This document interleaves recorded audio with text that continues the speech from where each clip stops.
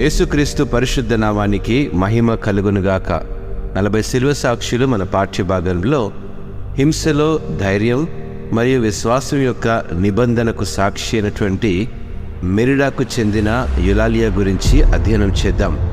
ప్రియమైనటువంటి వార్లారా, మెరిడాకు చెందినటువంటి యులాలియా క్రైస్తవ చరిత్రలో ధైర్యవంతులైనటువంటి యువతి. హింస మరియు హతసాక్షుల నేపథ్యంలో అచంచలమైన విశ్వాసం, స్థితిస్థాపకత మరియు క్రీస్తు పట్ల స్థిరమైన భక్తికి ప్రకాశించే ఉదాహరణగా నిలుస్తుంది. ఆమె జీవితం విశ్వాసం యొక్క పరివర్తన శక్తికి మరియు ప్రభువును హృదయపూర్వకంగా విశ్వసించే వారి అజేయమైన ఆత్మకు శక్తివంతమైన సాక్ష్యంగా పనిచేస్తుంది. యులాలియా 4వ శతాబ్దంలో స్పెయిన్లోని మెరిడాలో రోమా సామ్రాజ్యం క్రింద క్రైస్తవులకు వ్యతిరేకంగా తీవ్రమైన హింసకు గురైన సమయంలో నివసించారు. యులాలియా తన చిన్న వయసులో ఉన్నప్పటికీ ఆమె లోతైన విశ్వాసం మరియు క్రీస్తు పట్ల అచంచలమైన నిబద్ధతకు ప్రసిద్ధి చెందింది. మెరిడాలో హింస తీవ్రతరం అయినప్పుడు యులాలియా క్రీస్తు పట్ల తన విధేయతను ధైర్యంగా ప్రకటించింది మరియు రోమా అధికారుల నుండి బెదిరింపులు మరియు హింస నేపథ్యంలో కూడా తన విశ్వాసాన్ని త్యజించడానికి నిరాకరించింది.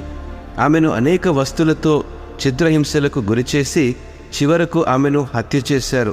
ఆమె ధైర్యం మరియు ధిక్కరణ ఆ స్థానిక గవర్నర్ను ఆగ్రహానికి గురిచేసింది.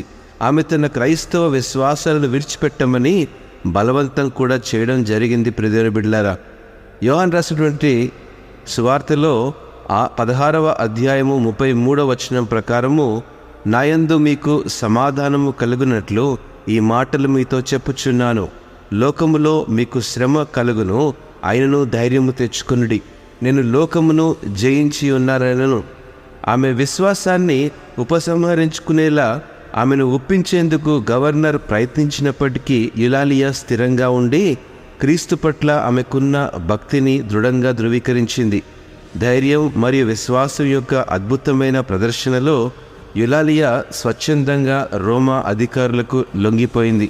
తన విశ్వాసాన్ని తిరస్కరించడం కంటే హింసలైనా చివరికి మరణమైనా భరించాలని నిర్ణయించుకుంది. ప్రియదేవుని బిడ్డలారా, క్రీస్తు పట్ల యులాలియా యొక్క అచంచలమైన విశ్వాసం చివరికి మరణానికి దారితీసింది.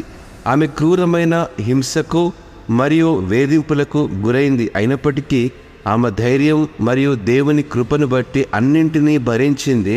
ఆమె చివరి శ్వాస వరకు తన విశ్వాసంలో స్థిరంగా నిలబడింది. నేనంటాను, క్రీస్తు పట్ల యులాలియా యొక్క ధైర్యమైన వైఖరి ఆయన పట్ల మన స్వంత నిబద్ధతను మరియు మన విశ్వాసం యొక్క లోతును పరిశీలించడానికి సవాలు చేస్తుంది. వ్యతిరేకత లేదా హింసను ఎదుర్కొన్నప్పుడు కూడా మన విశ్వాసంలో స్థిరంగా నిలబడేందుకు నిజంగా మనం సిద్ధంగా ఉన్నామా ఒకసారి ప్రశ్న వేసుకోవాలి.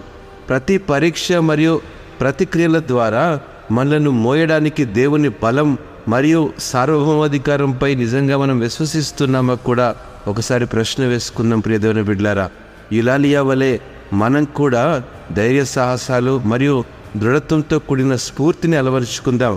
క్రీస్తుపై మనకున్న విశ్వాసం భూ సంబంధమైనటువంటి ఓదార్పు లేదా భద్రత కంటే విలువైందని తెలుసుకుందాం.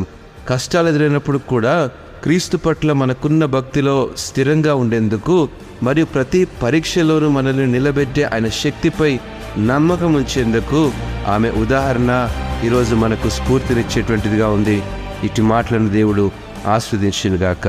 ఆమెన్.